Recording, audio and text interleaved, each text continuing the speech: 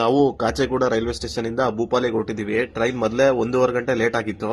ಬೆಳಿಗ್ಗೆ ಎದ್ದು ತಿಂಡಿ ತಿನ್ನೋಣ ಅಂದ್ರೆ ತಿಂಡಿ ಬರೀ ಪೂರಿ ಅಂತ ಇಂತದ್ ಏನೇನೋ ಬಂದ್ವು ಎಣ್ಣೆ ಐಟಮ್ಗಳು. ನಮಗೆ ತಿನ್ನಕ್ ಇಷ್ಟ ಆಗ್ಲಿಲ್ಲ.